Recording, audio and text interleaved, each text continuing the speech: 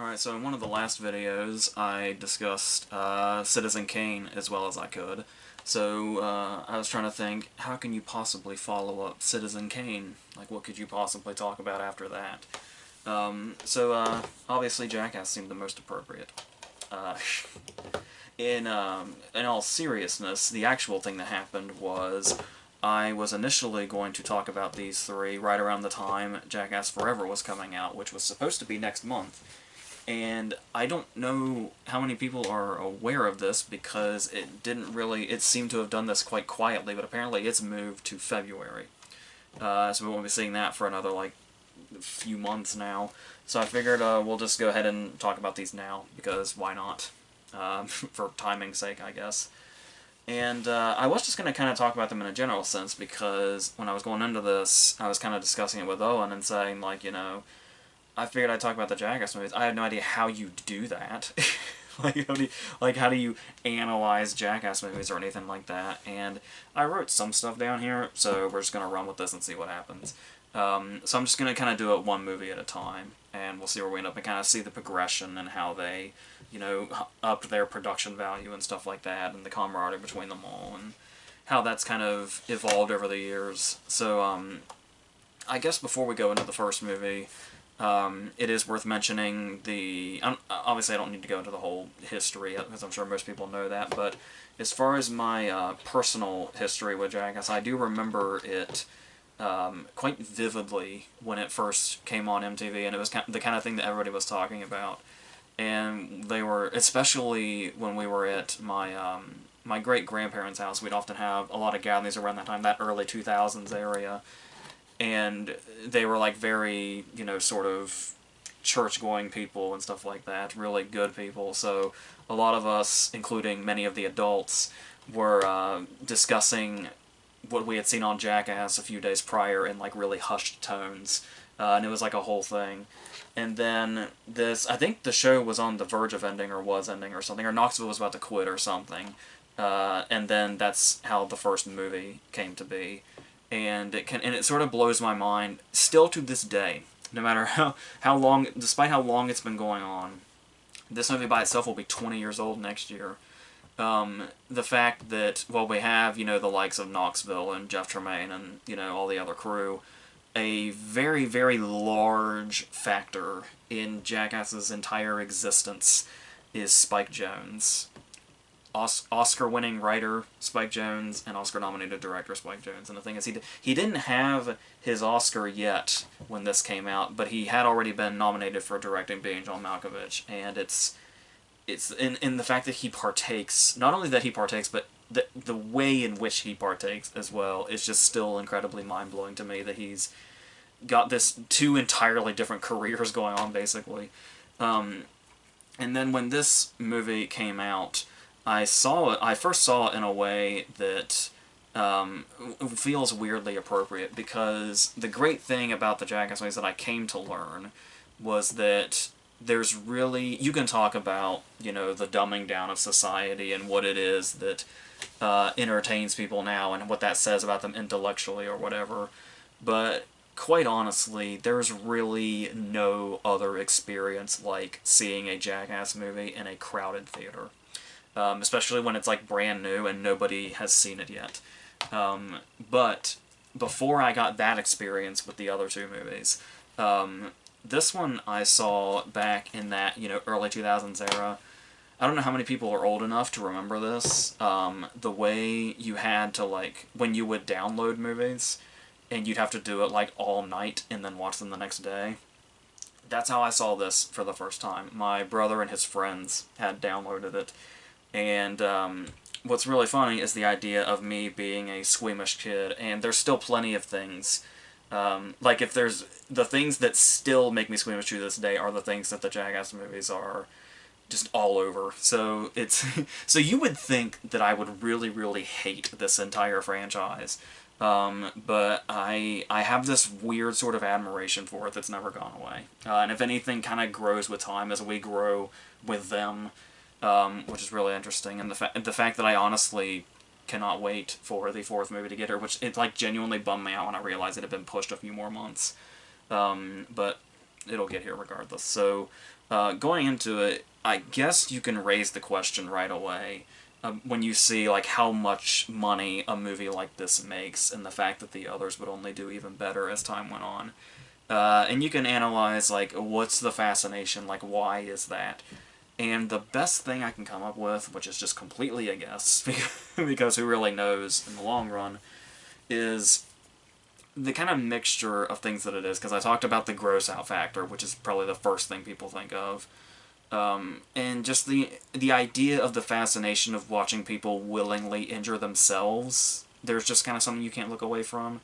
And the fact that you combine that with a lot of these people, and usually a lot of like the guests they bring in too, are people that can perform like genuinely impressive stunts. And it's like kind of just a blending of all those things.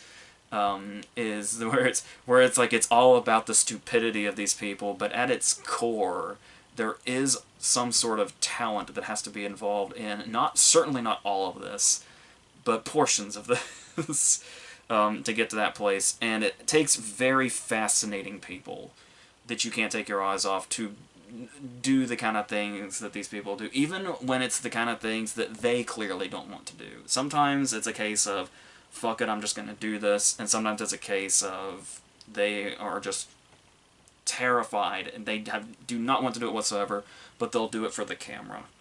And it's when you look at it from that way, it's very clear to see how the poster child for this series became Johnny Knoxville himself. Because you get stuff like the golf carts in the first movie when he crashes and it's clear that something has gone horribly wrong. But like when he's taken away and they're trying to fix him up, the first thing he says, like, is, did we get it? Like, did we get the footage? And even up to now, when you see him like in interviews and stuff like that, all he cares about is getting the footage. Like, regardless of what happens to him, like, he could literally lose a limb, and the first thing he would ask is, did you get the footage? And that's the kind of thing that's going to really draw you into this and keep you coming back to see what in God's name else they will do in hopes of getting it on camera.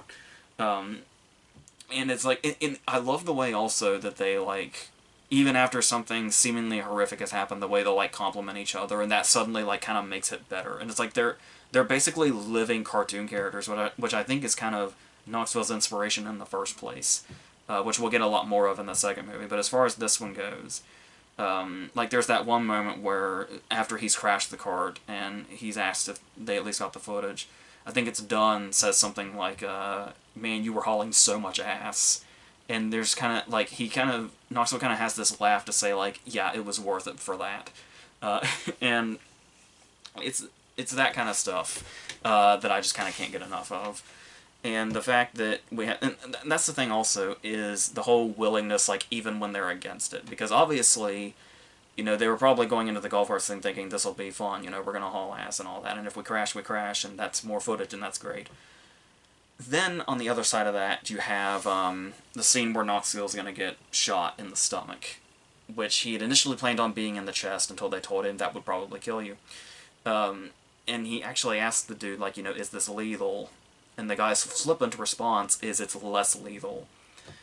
And you just get that perfect moment, that perfect cartoonish moment, where Knoxville looks into the camera after that is said to him, and you get that sense of when he's just sort of pacing around, and it's like, he clearly, you hear this grunt of regret immediately, and then when you see him, it's just so incredibly clear that there's part of him that desperately wants the footage, and there's part of him that would rather be anywhere else, and it's watching these two things duel with each other in this person. And it's... And I also kind of love in that scene how we haven't gotten to the first Clippers bit yet, but you can already tell he's been attacked by that point. And that's the fun thing too, is the way these are edited, where obviously the segments are not in the order they were shot, so it's like you can already see the damage that's been done. It's like the continuity in like a Nolan movie or something, where you see the damage that's been done in a scene we haven't seen yet, and then we're gonna eventually find out how that happened.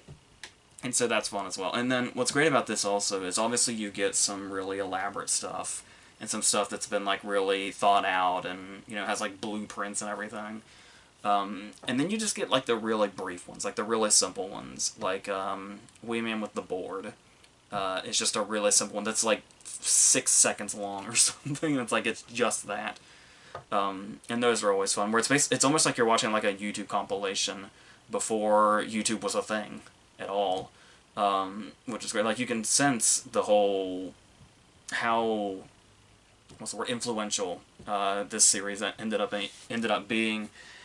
Some people might argue for worse, but there's cases where it's clear how this still became a thing, and there's occasionally something that might spawn from it that might be worthwhile. But clearly, this is the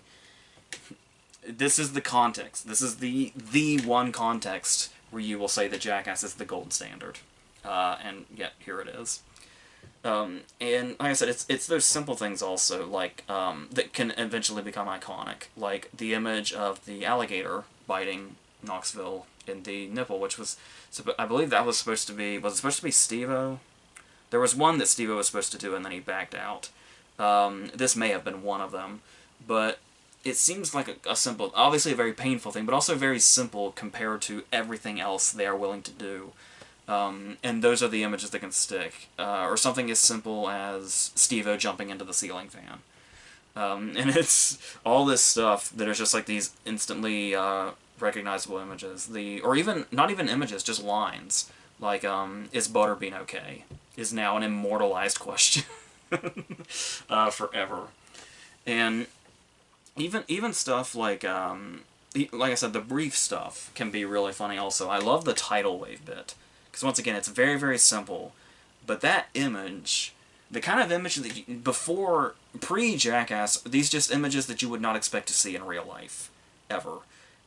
So you have this image of this man-made tidal wave, and Knoxville is standing here, and the wave goes by. The wave goes completely through the frame, and when the wave settles, Knoxville is just gone.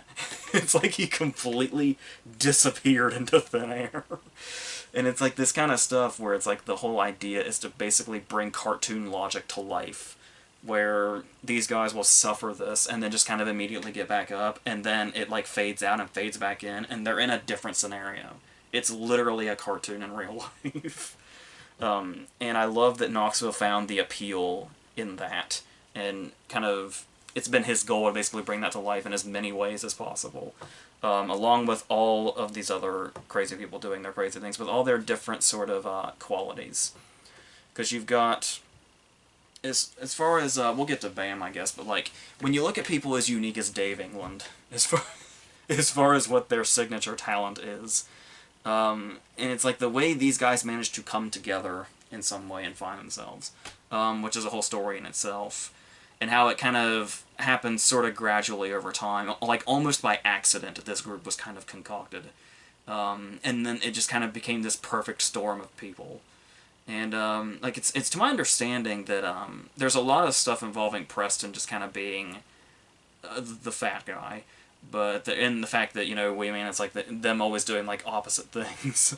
But it is to my understanding, if I've always heard correctly, that Preston is a lot of like the idea man, which I don't know how much credit he gets or how much he should be getting credit for, but that's what I've always heard mainly. And I guess to talk about Bam, obviously he broke out in his own way, and he had like his own shows, and he's sort of this whole sort of separate like empire, and other recognizable faces and stuff like that. And yeah, stuff like Viola Bam was stuff that I watched, like when MTV would do like marathons a lot and stuff like that. But it is one of those things where when you see, and I don't think it's even really where Bam is currently, just making people do this, but the idea of everybody having some sort of like specific talent or specific stunts they can really do and like make really entertaining, even if they fail. And while Bam certainly has like the skateboard aspect, the fact that most of his were like there's a very prank nature to a lot of Jackass in general, but that basically seemed to be where a lot of Jackass is also them making them their own targets. Like they're the target of their own idea. It seemed very much like Bam's whole thing was make everybody else a target. And he didn't seem to much appreciate it as much when he was the target himself, which is pretty much completely contrasted when you look at Dunn, for instance, where there are cases. This is one where you can see like the evolution of these people throughout the movies, because we do have an early moment in the first movie when they're doing the BMX tug of war, and Dunn gets injured and just like immediately gets pissed off about it, and it's like. And that is a recurring thing also, but for the most part, when Dunn is getting, like, pranked, you got this sense that Dunn basically loved to be pranked, as long as it was, like, really funny. And talking about progressions also, about how Dunn kind of always had that way of, if he got injured doing, like, a stunt, then he'd, like, get pissed off immediately. And that's something that we saw throughout the series. On the other side of that, we have Danger Aaron. And what's really kind of... It's almost kind of sad to watch Aaron throughout this series. Because when you see where he's at now... Basically where he's at post-Terror Taxi. I feel like Terror Taxi was a huge turning point for Aaron. Because when you go back and you watch the first movie, Aaron seems so unjaded. Like, when he's, like, you know, dressed as the mouse and he's rolling through the mouse traps, he, like, comes out of that laughing. And it's like you get this sort of innocence about him that will not last as we go through 3 movies, and it becomes very clear. Like, there was a whole thing where he was discussing on, like, Stevo's podcast about, they were discussing if he was kind of the bullied one of the group. And I can see where that... Some people, I think, thought he was maybe being a bit too soft, but I can see where that's coming from, especially when you look at him. Like I said, to the point that when you see how unjaded he is in the first movie, it's almost kind of sad, like how happy he is throughout the other movies, and you see that change throughout the trilogy here. But we'll get more to that as we go on. Another thing that's here that is something that's kind of had a full evolution throughout, that starts here is, well, there's the show, but as far as the 3 movies are concerned, what we're talking about, putting Knoxville in the old man makeup. And I don't think he had, like, the full character yet in this one, but they did, like, the shoplifting bit, which is great. I think it's when he's on his way out, when he's already outside and he picks up, like, the chef statue is what finally kills me. Where it goes from, this is really funny, and, oh, he keeps grabbing stuff, and it's like when he's... The chef statue is when I finally kind of lose it. Which is great. And these are also the ones that Spike Jonze memorably takes part in, of all of them. When he voices that little video game character in Her, the movie he won his Oscar for, you can kind of hear him bringing back the old lady voice. And it's so weird. But there's also just the individual moments. Like, it's to my understanding it was Loomis that wanted to go to Japan, and that's when they did the whole panda bit, without telling him that it's not like what he thinks it is. They're not from where he thinks they're from. But that whole Night Pandas bit basically feels like a short film in itself. Like this really weird, absurd thing all in itself that feels like it has a beginning, a middle, and an end. And just inserting stuff like that amongst the stuff that takes like 6 seconds, and then the stuff with the big stunts. There's just a whole array of entertaining stuff here. But that's obviously also brings us into the what's basically the unwatchable stuff. Like there's the gross out stuff, and then there's the unwatchable stuff. It's a thin line, but the line is there. So we get stuff like the paper cuts. Just seems like, when you look at everything they do, and like I said, there's like a certain admiration for what they're willing to do just for the sake of the footage. I feel like everybody questions the necessity of the paper cuts. But it's here, and it's immortalized on film, and people are still talking about it, so it does have that going for it. And just anything, I've mentioned this a few times before, and it's a miracle I get through these movies at all. I've got like a really, really serious vomit thing. I can't, like, even if it looks as fake as possible, I can't watch animated characters puke. Like South Park is a nightmare to me. And it's like, anything from animated to the scene in Team America, to fake movie puke, to real puke that we see here, I can't do any of it at all. So anything related to that, I just have to avoid altogether. Which, like I said, it's insane that I like these movies as well as I do based on that alone. I also can't really do anything related to shit. Is hard. So there's but I have to say I do admire Dave England's talents and his ability to just do this seemingly on command, and in increasingly fantastical ways as we go. So more power to him. But while we were talking about how BAM seems to be more about making people targets than kind of being, you know, finding the humor in anything else where he can kind of be the butt of the joke. There is the whole debate about, are Phil and April tortured? Like, it's like, yeah, they have a son that's rich off his ass, and subsequently, you know, but they're in that territory. But it can get like the scene where he tries to beat the shit out of Phil while he's on the toilet. That's yeah. But then there's also the case where it's a bit more lighthearted, like the whole objective of getting April to say fuck on camera. And the fact that happens pretty much, like, they actually have a setup and a payoff. I love that we have just the individual clip of Bam saying, you know, now that we can go uncensored, because this is a brand new thing for Jackass when this movie's coming out. We're going to try to get April to say fuck on camera. And then it fades out and we just go to something else, and then it comes back, like, 1 or 2 scenes later, to the payoff to that. So there is that. And then eventually this movie really, well, there's great stuff throughout, and memorable stuff throughout, I guess might be the better way to put it. It really finds a peak at the end, or like the way, the order in which they put the scenes was really well done. Because then right towards the end here, we get probably the 2 best and most memorable bits: the air horn on the golf course. It's probably one of my favorite Jackass moments ever, when the guy starts hitting the golf balls at them, and the second time, while the guy's in mid-swing again, Knoxville's still blowing the horn, is that's just like, and to come up with those perfect comedic beats right on the spot while you're being physically attacked is, there's like people that are known for being professional comedians that may not be able to perform under that kind of duress, and Knoxville always finds a way. And it's amazing. And then, of course, Dunn's whole bit with the car. This was another one I think Stevo was supposed to do, and then he backed out.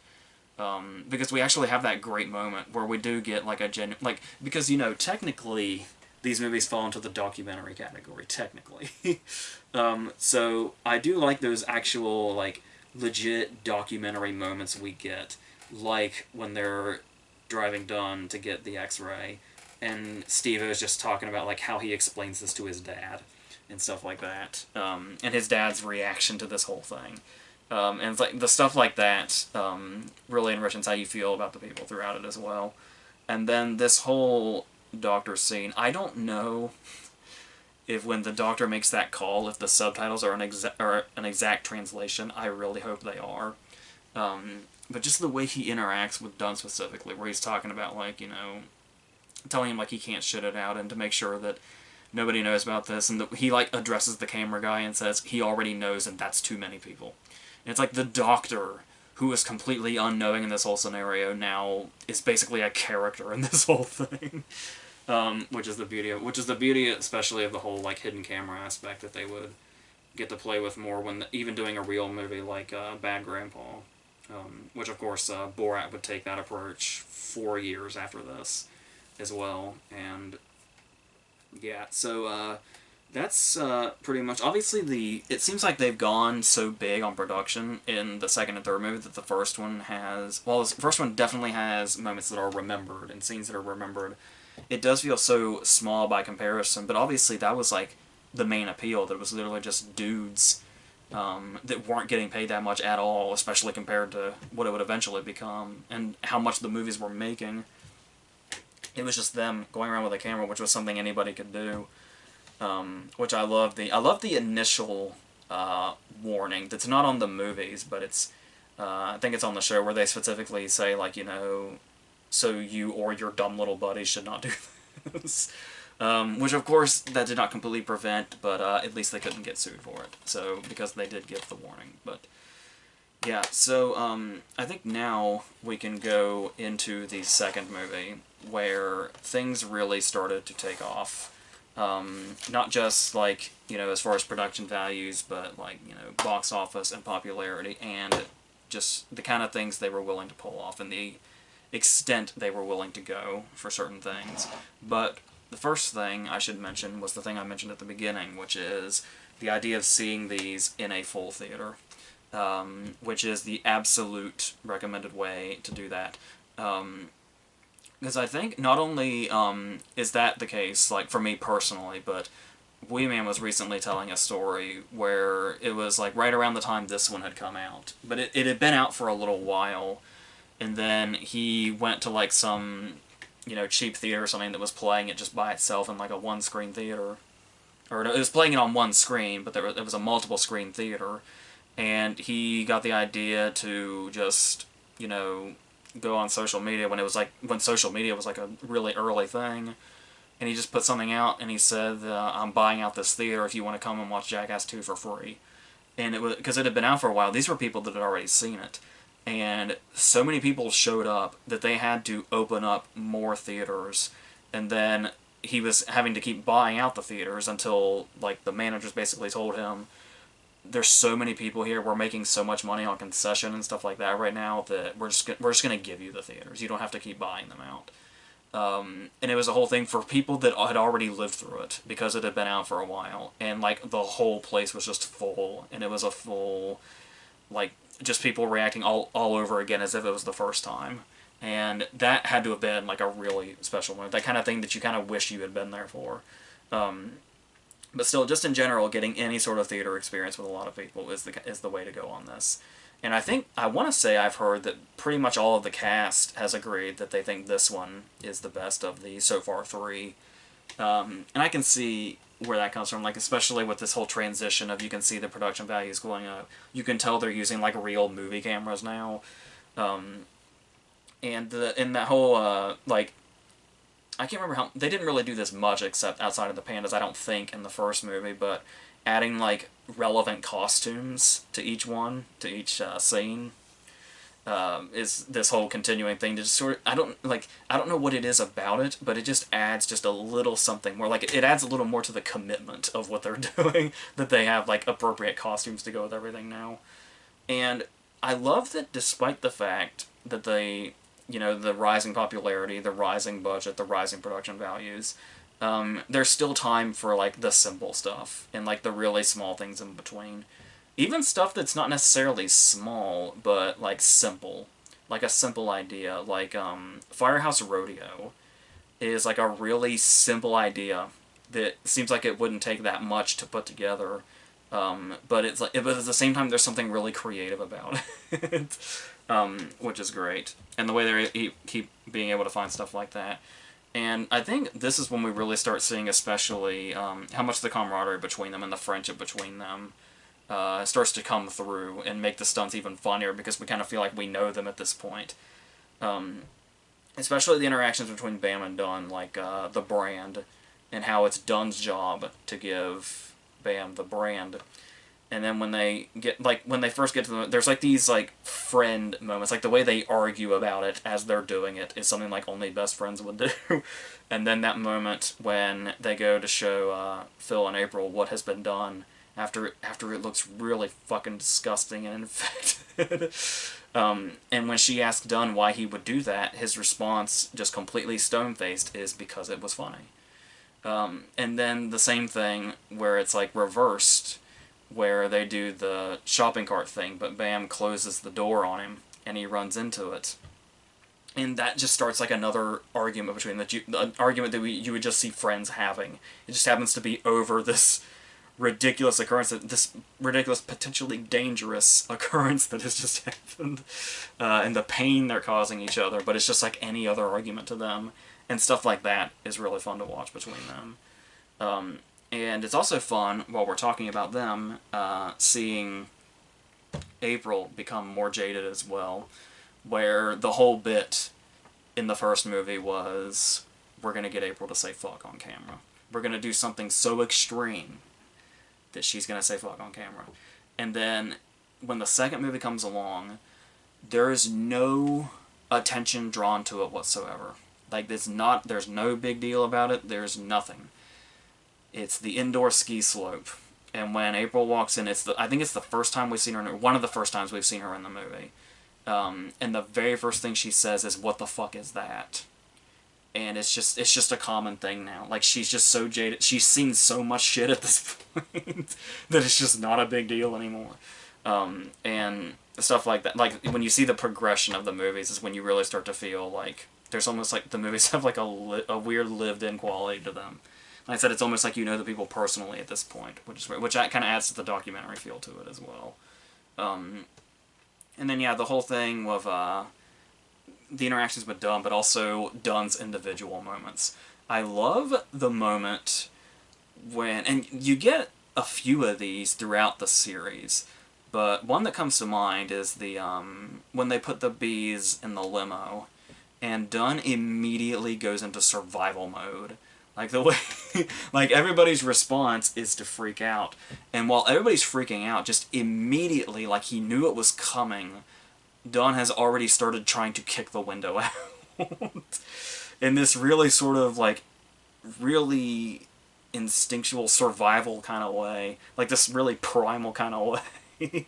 And stuff like that. Like I said, the initial reactions to stuff like that. But also, like I said, the moments when it's like, when he's just being pranked, and it's more or less, he might get a little hurt, but if it's more or less harmless, if it's something he can get right back up from, he loved being pranked, it seemed, which was great. And like I was talking about, this is when we got more of that vibe of Knoxville basically trying to bring cartoons to life. So you get stuff like, I believe the yak bit, where he like lights the cigarette and then gets hit, was like some sort of Tom and Jerry reference, I believe. And then, of course, the most obvious one being the rocket that nearly killed him, being the old Wile E. Coyote bit that we saw a million times. And it's like, I do feel like people always talk about like how scary of a close call that was, but at the same time your thought process is just, if Knoxville died trying to recreate Wile E. Coyote, that's probably exactly how he wanted to go. And it's like, I love the fact that a lot of the guys even mention this throughout the series. Like, I feel like they say it at least once in every movie. That, well, we've seen Knoxville in other places. Like, when he does interviews, he seems like, you know, like a normal and fun guy. He did a video in, like, a foreign video store where he talked about his favorite movies. And he loves, like, Cinema Paradiso and stuff like that. He's, like, really sort of into movies in this really, like, almost intellectual way, kind of. And he, like, loves their soundtracks specifically. Like, he has them on, like, vinyl and everything. And he's in movies, and he's, like, a pretty decent actor. And I always love seeing him in movies. And despite all of this, everyone acknowledges at least once, it seems, that he is an actual insane person.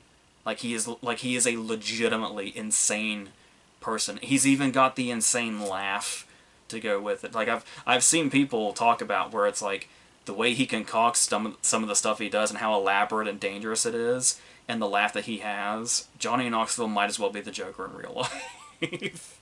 He just doesn't kill people as far as we know. And I am willing to completely buy into that theory. So, like, he does seem, like, insane enough, which is great. But there's also the case of doing the bad grandpa bit now, where I think he has named him Irving by this point. And it does seem like kind of an old thing. Like, it was the thing where when YouTube pranking was a really big thing. I still think, if YouTube existed when this came out, it was in its infancy, I think. But the idea of when we got to that era where people were trying to dismiss pranks as social experiments, but it really kind of feels like that's what the bad grandpa stuff is. Where we have these moments when it's like you're kind of seeing how people react to being put in these moral situations, like, just at random, and how people would react in these situations. And, like, I feel like we got a tiny bit of that in the first movie when Preston had the bit where he, like, was on the collapsing bench, and that guy, like, you kind of question, is that guy going to help him or not? And then this whole bit, in this one, the bad grandpa bit, where it's like, you kind of, like, it almost helps you get, like, faith in humanity when you see, like, how much they went after Knoxville when he appeared to be as irresponsible as he was acting. And it's like, it's almost comforting that there's people out there that would be willing to confront somebody like Irving if he actually existed. To where it almost feels like experimental in this weird way. And then once again, we just got some really brief stuff that just absolutely kills me. And not even necessarily the whole bit. Like, it could just be a portion of the bit that will just completely just destroy me. I'm talking specifically about the Keep God Out of California bit. And while it's very funny in itself that he's got the sign and he's saying, you know, keep God out of California, if the bit by itself was just Pontius in a devil costume just launching out of the ground spontaneously, just by itself, that would be one of the funniest things ever. And it's, like I said, the way they have these concepts that already work, and then they just kind of add just a little extra to them, can make them really funny. Especially when it comes to dealing with the unknowing public. And then we start to get a bit cathartic, if you're in that Bam camp, where it's like he's usually making everybody a target. So they started to become a running gag of getting Bam to unknowingly become a target in a bigger way than usual. Where it's like people, you know, pull pranks on each other and then they'll, you know, do them back and it'll go back and forth. But the ones where they get Bam are usually really big, but I think a lot of it has to do with just how like massive his fears are. And the fact that he is literally frozen into tears around one, in this case it's only one snake. But the way they always trap him, like they get him in his comfort zone where he's just doing some random stunt or something. Or some random prank, and then they sneak up on him with it. And this bit, I remember this being like one of the biggest laughs in the theater when I saw it, was just the way he responds, yeah, when asked if he's crying or not. And then when he does that very skillful escape. So there's still something to be admired here, even when he's sort of almost getting, like, it almost feels like some sort of karma is coming back to him in it, and it almost gives the movie itself and the relationship between all the characters itself almost like a full arc of sorts when we get to this point. But as far as stuff that I would say is like, well, before I get into like some of my favorite bits, there's also the one with the dodgeball, and I kind of love the idea of how, and the dodgeball is just like one example of this, the way they're able to have some stunts and some scenarios that seem really carefully planned out. Like I said, like they're basically blueprinted, and it's like, we're gonna do this thing, and we have to carefully plan this thing so nobody gets too badly injured and stuff like that. And then there's the stuff that's just total chaos. Like, there's the stuff that's just, let's just do this thing and see how it goes. And like I said, the dodgeball's the first one that comes to mind for that. Excuse me. And then that takes us to, I guess, for most of these I tried to just put together like a set of like 3 favorites or so for each movie. With the last one, it was mainly the golf bit and the toy car bit. But here, there's a few that stand out. I really, really love the riot control bit. And it's very simple when they actually do it. Like, them actually doing the thing is like a fraction of a second. But there's so much build up to it, and it's amazing. First off, talking about Knoxville being literally insane, I love the fact when they do the test run, and we hear how loud it is and what it's going to do, and while everybody, it's like a scene out of a movie, everybody says, like, no way, no, like, Bam and Dunn leave, Dave's getting ready to faint just at the thought of doing it, and while all of this commotion is going on with everybody going, no, no, this is crazy, this is insane, we're never ever doing this, Knoxville's in the background just laughing maniacally. And I love that little moment, that little like 10 seconds of the movie just right here seems like it encapsulates like every one of these people's personalities.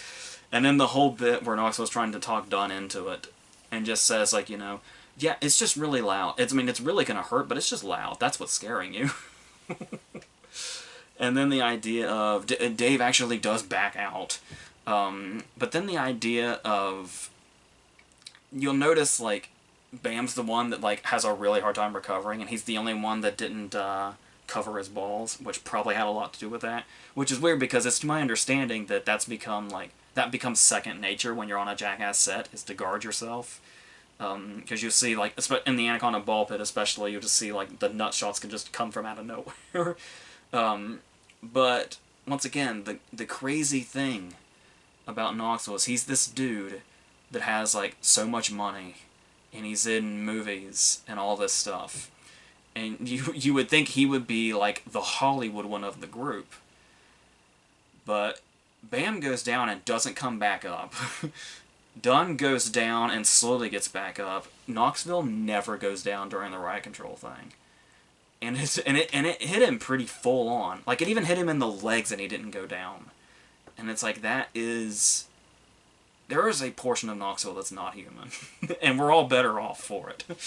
And so I really love that scene. And that, like I said, the way it's all about the build-up. I really love the Toro-Totter as well. And I think it also has to do with, it's another one where you can just see, like, the characters' full personalities coming into view. But I think one thing that really stands out about the Toro-Totter is that while they're doing their thing, they're going, you know, up and down, and it's just a ride, and they got their beanies on and everything. Stevo, of all people, like Stevo, the person that has seen so much shit and done so much shit, will fling himself off of bridges like nothing. Watches this Toro-Totter bit, and the whole time is like some of the most stressed out we've probably ever seen him. I especially love that weirdly symbolic moment of how he has fuck tattooed on his fingers, and through the whole bit he's got his hand to his mouth, and it's like his hand is like acting as like a voice bubble for how he feels, like unintentionally. And he's the one that basically says, like, okay, stop, like, we have to stop this now. We get great bits like Dunn running into the wall. I think Bam is at the start, but you couldn't tell because he just sort of takes off running almost immediately. And then it's just Knoxville and Pontius. And I love the moment when Pontius, like, you never really see Pontius break. And then there's that moment where he actually, like, it's almost like we see a different person entirely when the bull fucks his leg up, and he actually gets, like, pissed. And of all the things to say while this bull is circling them, he says "hold on" to Knoxville's annoyance, which is great. But that's the thing, is talking about how insane Knoxville is and what the lengths he's willing to go just for the footage I mean, it's admirable, but it's fucking insane. And the fact that he is on there as the bull is tearing the thing apart, and he's saying, "I'm still not out, I'm still not out," is fucking wild. It's crazy. He is a person that exists, and he has made it to 50 years old. And it's like, I was like really, really, like, praying that nothing bad would happen to him making the fourth movie, because it's gonna be amazing when he's, like, as old as Irving is in real life and lives to tell all of his stories. I mean, he's already got, like, 3 lifetimes worth of stories that he's told. But it's, like, that's, like, I literally never want Johnny Knoxville to die. And it's crazy. So, let's obviously get to the peak of the second movie, which is Terror Taxi, which I believe is widely considered, not just by the cast, but by their viewers, probably the best thing they've ever done. Where it's like, there's so many, it's like a prank that's just layered in like 3 different ways. The idea of setting up Aaron for a fall in multiple ways, with just the kicker being what the beard is made out of, and the whole crab angle. But the idea of bringing in Jay Chandrasekhar, who would have just directed Knoxville and the Dukes of Hazzard. So it turns out something good actually did come out of that movie, was Chandrasekhar's involvement in this movie. And how authentic this was. And of course this is another sort of, I guess, recently controversial thing, where that same episode where Aaron was on Stevo's podcast and was trying to claim that he knew he knew the whole time it was a prank. Like, they didn't get him. I can see where somebody could potentially believe him, like the way when things are really starting to get, when the stakes are really starting to rise and things are getting really heated and it's like this might go south for him. He does stay in character for a while in a very funny way. But by the time he's being forced to get into the trunk and he's breaking character and he's screaming at the camera guys, I don't think that's faked. I don't. I mean, I can't say for sure because I'm not in Aaron's mind, but that's extremely authentic acting if he knew it was a prank. But I don't think that he. There might have. I feel like when he was still in character, he might have thought, "Oh, it's just another prank on me." But once he was getting forced into the trunk, I don't think he was playing it up anymore. I think that was real fear. And of course, the real fear, as cruel as it is, just makes it funnier. And the fact that we all know that the beard punchline is coming is just it's just this little cherry on top that you kind of forget about with all the other chaos going on. But I love the authenticity of how they build up. Like, you know, one guy chimes in, "Hey, we're just filming, it's just a show." And then when he's in the trunk is when everybody else comes in. And just imagining what Aaron's hearing through the trunk. Before they do the whole, it's like gunshots go off and John Cigar drives him around a little bit. But it's really, I mean, that really is just one of the most perfect pranks anybody has ever pulled on anybody. Not just in the Jackass universe, but in general. And so, in that whole reveal of, then he realizes that Sean Cigar is an actor. And it's like, it is one of those cases where it's like, Super Troopers was such a big movie, and this would have been right around, oh no, they came out the same year, so this would have been before, the prank itself would have been before Beer Fest came out, but Super Troopers was big enough to where you would think you'd recognize him, but then again, there's never a time where he gets a very good look at him. Like, it all seemed like it was very well planned out. And I especially love that behind the scenes bit of Spike Jonze kind of directing him and saying, like, you know, just to slap him if you have to. That, getting that from an Oscar-nominated director must have been very fun, so. And then after that, after probably the greatest prank in the history of existence, they're really here to tell you how high their production budget is now, with like an entire Busby Berkeley number, which is amazing. And obviously, once again, Knoxville seemingly living out all these fantasies by getting to do the Buster Keaton bit, and it's really, I can easily see why this seems to be the favorite amongst the cast. I'm not really sure what the fan favorite is. I would say it's probably also this one, and you could maybe say Terror Taxi has a lot to do with that. But there's a lot of gold in this, as we talked about. So, and like I said, if you get the chance to see it with a crowd also, there's just literally nothing like that. So, with all that in mind, we can go to the finale of the trilogy, which appeared to be getting built up as if it was the last one, with the Weezer end credits. But of course we know that's not the case now. But in the meantime, to talk about this one, I'm talking about how great it is to see it with a theater, and to see all these people reacting, have it be this big shared experience with hundreds of people. I ended up seeing this one in the theater 2 or 3 times. And every time, it was a massive showing with a massive group of people. And it was just, it may have been more and more fun progressively every time. And I was kind of wondering going in how many other people in there were repeat viewers, because I'm sure not all of them were first-timers, surely. And what's really funny about that is that there's obviously something that a lot of people have been talking about a lot lately is Mike Judge's movie Idiocracy, and how that whole thing where it's like this whole satire, and now people are saying like, oh, it's a documentary and stuff like that, showing how idiotic everybody is in the future, and the fact that one of the jokes in that movie, I believe, is a show within the movie called Ow My Balls, which is like the most highly rated show, and it's just literally people getting hit in the balls. Which seems like a jab at something like Jackass and its popularity. And that's... And I would feel... what's the word? I would feel that that's like... I don't know. I don't really care for Idiocracy. I don't think Idiocracy is as clever as a lot of people are, giving it credit for these days. But the fact that Mike Judge opens this movie.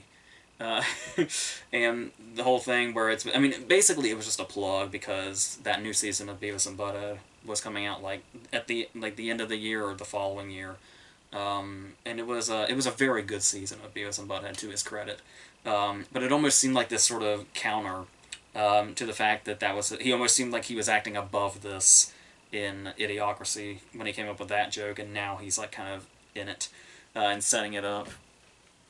And yeah, this is the one that was in 3D.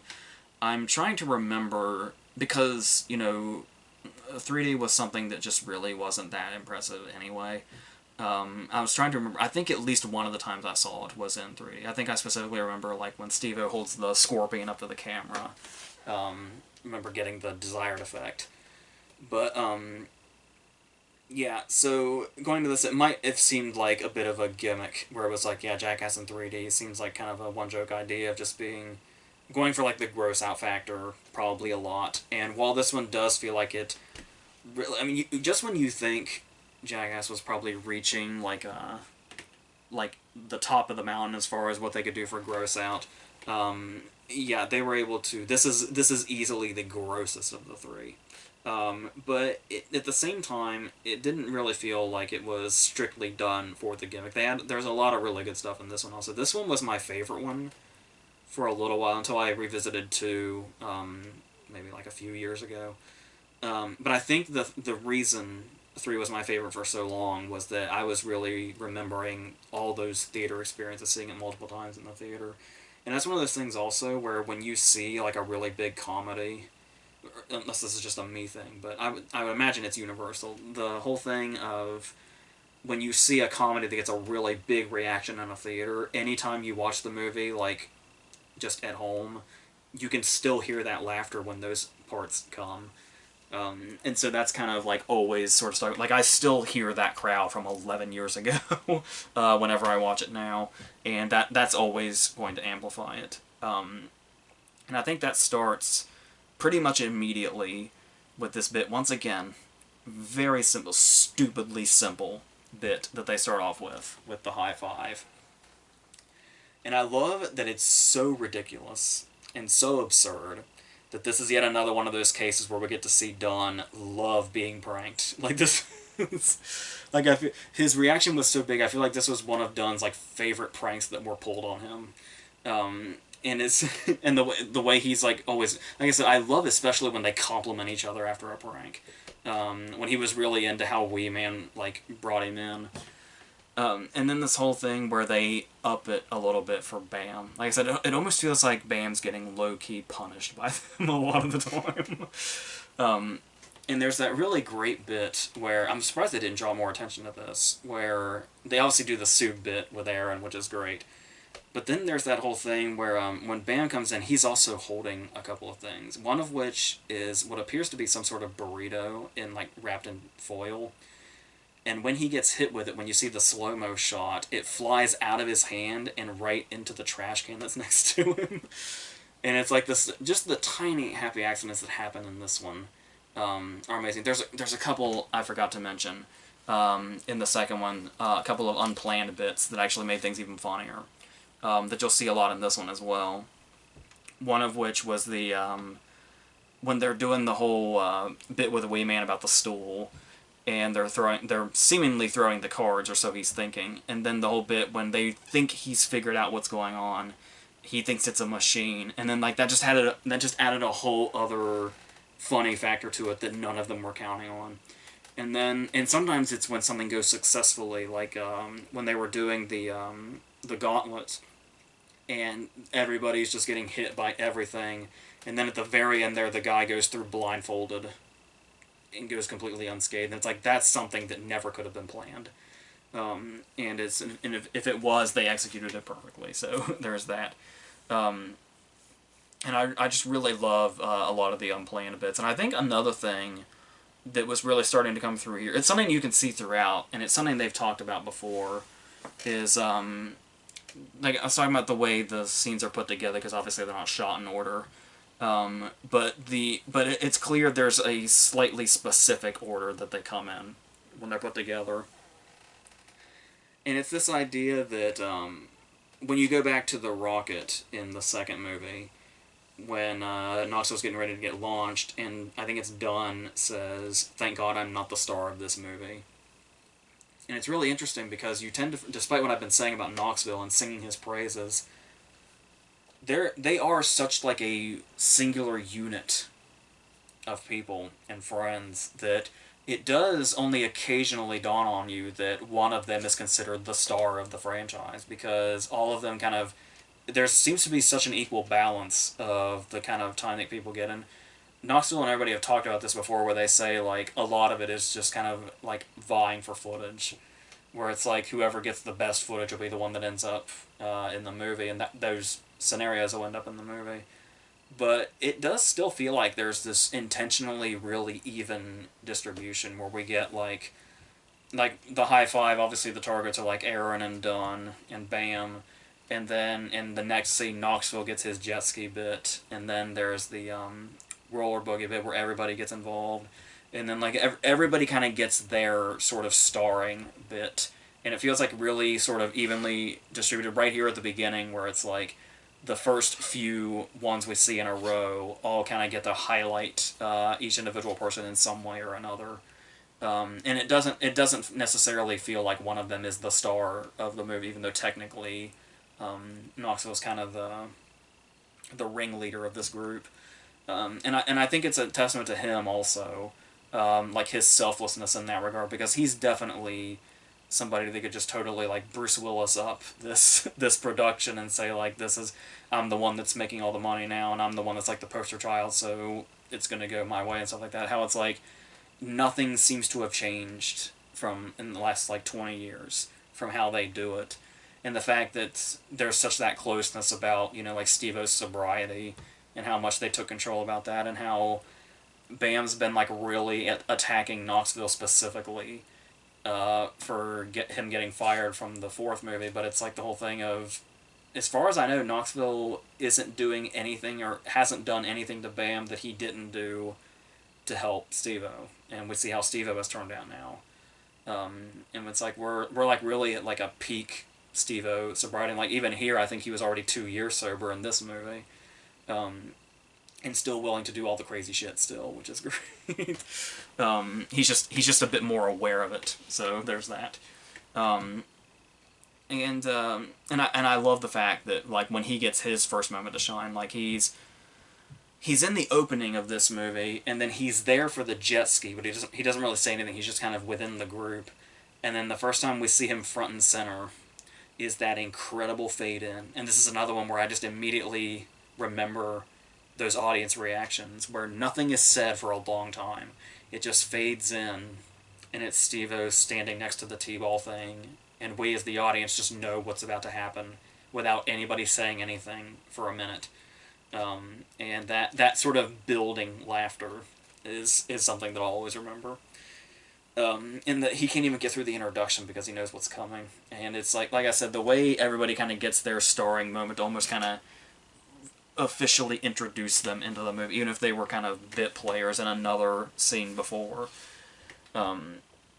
So that's really fun to watch that progress, and then we get some really fun stuff there where it's like you kind of put yourself in the perspective. One of the fun things about these movies is wondering what you could do and how much you could withstand, and it's always interesting what the stuff is that they're afraid of the most when we see what all they've done up to this point.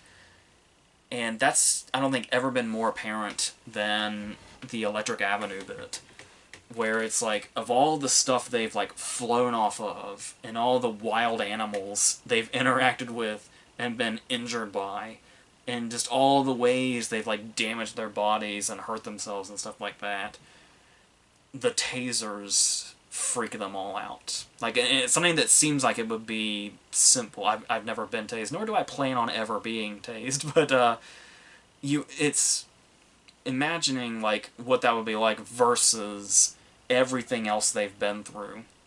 But it's like when they're all standing on the other side of the Electric Avenue bit, just waiting to go through, just the terror in everybody's eyes. Especially, I love that shot of Aaron where he's just looking at, you can still see like the taser sort of swinging, in like an out of focus foreground here, and there's just pure and complete terror, like, and like Stevo's like pacing back and forth, and like literally like this is the one they really didn't want to do of all of them.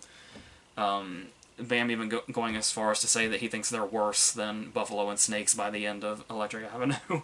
And it's like the perspective that puts on what it is they do exactly, and where the fear can ultimately come from, regardless of how much they've seen and done to themselves already, is very fascinating to see what those elements are going to be that just sort of freeze them in place like that. And talking more about how sometimes improvisation will certainly have a place here as well. I don't know this for sure, but I remember hearing that Super Mighty Glue was a totally sort of off-the-cuff thing, because they planned on doing something like outside, and then it was like raining unplanned, so they were just kind of stuck inside the house, and then April had the Super Mighty Glue, and then they were like, we have the cameras, here's a new bit, to the point that it made the movie. And in the way that you can see just how, like, that sort of, assuming that's a true story, that improvisation, how far that can go, and the ideas they can come up with. And it's like, it just feels like there's that moment where you feel like you're right there in the room when you can see the ideas unfolding in real time. Where it's like, you can see them do it, like, the Super Mighty Glue is something like, even if it was last minute, it was something they sort of planned off camera, where it's like, why don't you do this, and we'll do it this way, and we'll have this sort of payoff. And it's like, as it goes, you can see right away that it's a completely in-the-moment idea when they say, why don't we glue Wee Man to Preston? And then the whole outcome of that, and like then just everything seems like it gets out of control, and how it's whatever the next idea is going to be. There is the one moment that they cut out of the movie where this was a little longer, where Bam had a bit where he like grabbed Dunn's beard. And it's and the stuff like that where you never, once they start improvising, you never know what's going to happen, and I love when that stuff especially gets captured. As I'm sure they're... And obviously the cameramen are, like, extremely unsung heroes in this as well, in the way they're able to get, like, just about everything. And find the ways to do it in just the right way, where they're going to get the exact shot. Even if it's something that's sort of a bit more off the cuff. Obviously they, can't get enough credit. And, yeah, like I was saying, though, this is one where it's the gross out factor is more than it's ever been, and this movie in certain ways is an absolute nightmare to get through at times. I think probably there's a lot of stuff. Obviously, they had Pontius drink the horse semen. I think, was it Dave that ate the shit? They've done stuff like that, but I don't know. But I think the grossest thing I think maybe they've ever done, in my opinion, will probably be the sweatsuit cocktail. Like, that's just like, I don't know. Like, I get, like, it's really funny how easily Stevo like pukes at like nearly everything. And usually when he's just watching something, like even the moment where like Dave shits himself in the first movie, like, started making him puke. But that's the kind of thing where it's like, yeah, even thinking about the sweatsuit cocktail is gonna make me start gagging. So there's and that they barely got that on camera too. Was it Cossack that like even didn't last, and the camera got it? And I've gotten most of this stuff just relayed to me when the puke's involved, because I just can't even watch it. Sorry, but but then there's also stuff like the shit volcano is a lot. Like I said, the reactions that follow, and just there's a lot of shit in this one. There's the shit, the finale. The finale is completely and totally shit themed, and it might seem a bit like this one may seem a bit more repetitive as far as looking at like compared to the other two, and some of the stunts and situations being a bit similar to ones that are also in the movie, but still like it's almost like the whole Preston field goal bit and then the Knoxville getting tackled bit could have probably just been done as like one segment. And like I said, there's a lot of shit in this one, and then there's also Bam's piss cam is also quite a disgusting idea, but that's also another one of those cases where it's like a Bam thing, to where it's like I don't know. I just don't know how much I gel with Bam's ideas, and I think that's one reason that a lot of people don't seem entirely concerned. Or the people that aren't like his, you know, massive fan base, um, it doesn't feel like too much will be lost with him not being in 4 when you remember like some of the ideas he has here. Like Rocky's nice, like 1 or 2 go-arounds, but it is great that his last one got a little interrupted for an even more amplified version of the snake bit, the wind tunnel bit in the second movie, where now he's just completely in a full-on hell of snakes, and they keep building this up even when he's out. And then that's the other thing though about what I was talking about with him and Dunn's relationship, where they have like those friend moments, and it's like, while we kind of love seeing Bam be punished with snakes, it's nice that it's Dunn is the one that says okay and helps him out. And at moments like that, give it like a really real feel. Amongst like the laugh doesn't go away, but that sort of friendship element that they had is really nice to see like in action when you're actually watching it. Another thing that I really like, I don't know what it is exactly, but one of the segments especially that makes me miss Dunn's presence is the Ram Jam. And I think it's just, in general, I think, first off, it's his interaction with the Ram. When he has that bit where he's like, you know, could you back up just a little bit? And it actually does. And then this amazing, this is one of those cases where the cameramen are invaluable. Because we can get shots like this shot in the Ram Jam when Dunn is being attacked and everybody's screaming, you know, like, come on, Stevo, help him out. Like, save him. Like, get in there and attract some of the attention. And I love the fact that when Stevo finally does get in there and he's playing his trumpet, it's still just all done as far as the damage. But specifically, that bit where Stevo gets stuck on the pole, another one of those things that never could have been planned. And we get this incredible shot of Stevo in the fort. And once again, it's like a shot out of a movie, which is some of the best bits that you'll find in this. The shots that look right out of a movie, like Stevo's stuck on the pole and he just cannot get himself off. And in the background, you just see Dunn still getting it. Like, it's literally something right out of a well-staged comedy movie. And there was, like, hardly any staging to it whatsoever. And that's the kind of stuff that really gets immortalized and stuff like this. I also love the way they're able to handle some of their running jokes, like the portable toilet that explodes. I remember when the first few times I saw it, I just assumed that was blue paint. Apparently it's biocide. And I love the way we get that from 2 different angles, where we have the bit where I think Dunn is the first one that goes in, and then we just hear the explosion, and then he comes out and we see what's happened. You can see like blue coming through the cracks a little bit, but we don't really get the look until Dunn comes out. And then we get the follow-up bit where we do get to see it from the inside when poor Dave goes in there just to check out his new haircut. And I love the way Knoxville basically plays the audience from the first time they did the bit, where it's like, I heard the noise, and it's like, what is that? And it's like, oh, I know what that was. It's like, to think that the set is just stuff like that happening in general is amazing. It's a set I would never want to be on, because you'd have to constantly keep your guard up, but it's fun to think about anyway. So, and to think about all these people that are more than willing to be there. And then there's also stuff that's just, I don't know how I feel. I have mixed feelings on the tooth pull. Like, it's one of those things where I was talking about, like, I was talking about the imagery in the first movie, and I was saying, like, what they've accomplished here is imagery that you are seeing happen in real life that you would never thought you would see outside of cartoons. And so it's like, on the one hand, it's like the damage done to Aaron, like just thinking about like what that does to his skull when that rips his tooth out is something I don't even want to think about. But there's also the idea of that satisfies so much curiosity in this really weird way about, like, if somebody were to say, like, if somebody were to put the scenario in your head of tying a string to somebody's tooth and the other end to a car and having the car drive off and see what happens, while it's a horrific thought, you'd be curious how that would go down. And it's and you would think about that from time to time. It's like, would that work? is that really how that would work? And I think that's what a lot of this series is also, is the question of, would that particular thing work or not? Is that how that would work? Where it's like, it's basically really reckless Mythbusters is what this is for a lot of these.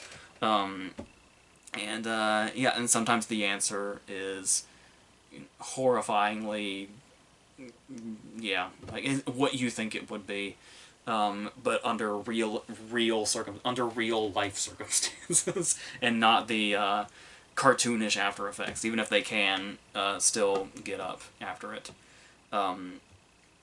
like all the others, there are bits here that really stand out. The high five, honestly, as simple as it is probably still one of my favorite bits in this one. I absolutely love the jet engine. Not only do I love the jet engine, I love the look on Knoxville's face when they realize it's working the way they thought it would. And like you can tell, this is a guy that knows he's going to get the footage he desperately desires. And all the off-the-cuff things they decide to start throwing, regardless of how dangerous they seem. And of course it's Aaron out there when they start throwing shoes, which may not have been thought of, like how dangerous could this potentially be. We haven't really tested anything like this. I also love that it took me forever to notice it. It was like the third or fourth time I saw it, I finally realized the scene where when it starts with Dunn, and he's got that drink sitting, like that wine glass sitting next to him, and the wine glass is one of the first things to go. That whole table is one of the first things to go. And Dunn is so unaware, because it's that fireball blasting in his face. It's like, it feels like 30 full seconds after that table is completely flown off, he reaches for the drink that's not there. And it was gone a long time ago when he reaches for it.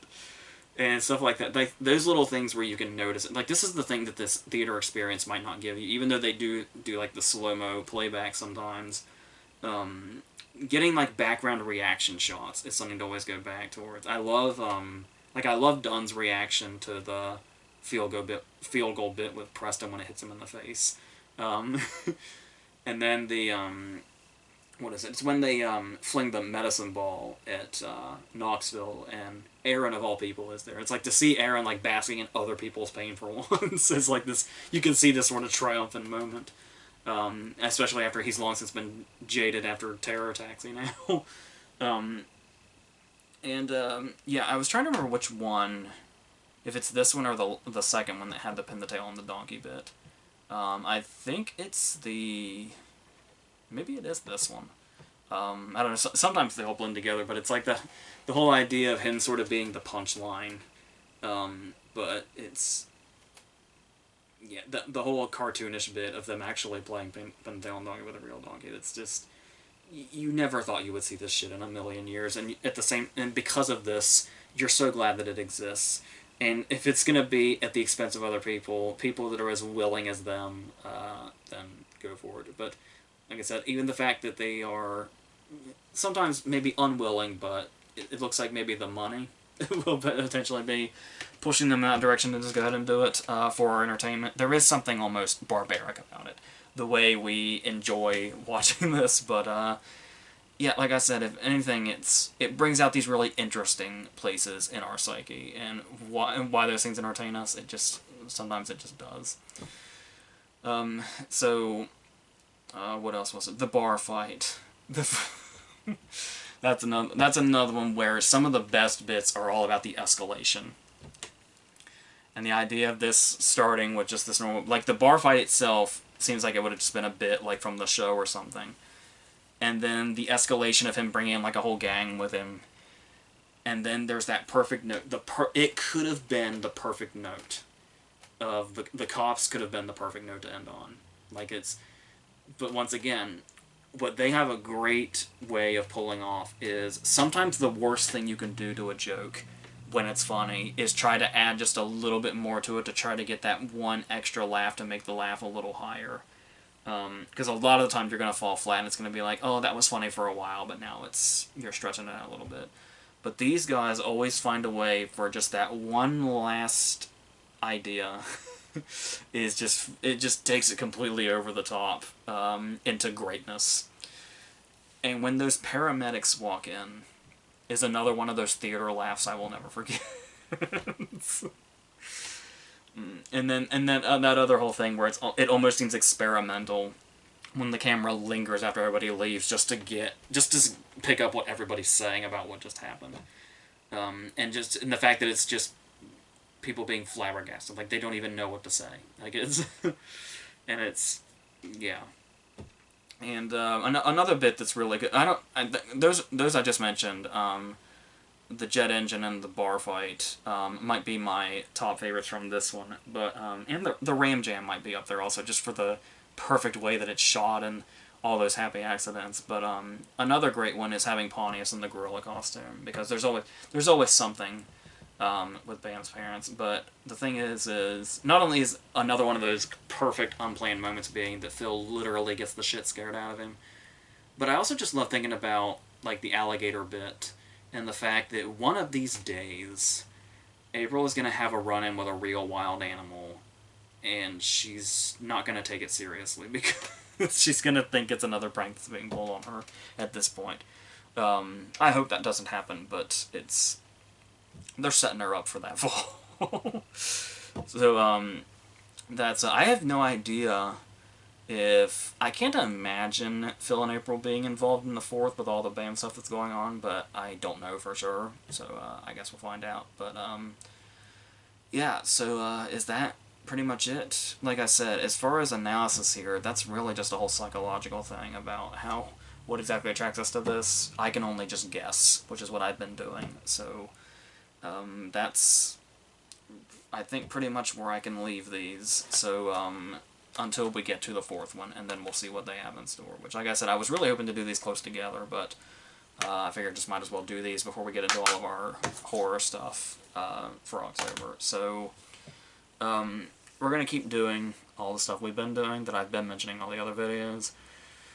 The new releases, the verses, the horror stuff, the franchises, all that other stuff. And we'll keep doing the Tremors thing one at a time. And then we'll see what happens, and we'll eventually get to an awards video as well, until we get... by the time we get to November, we'll be pretty deep in the awards stuff, so we'll see what's happening there. So until all of that stuff, I think that's it.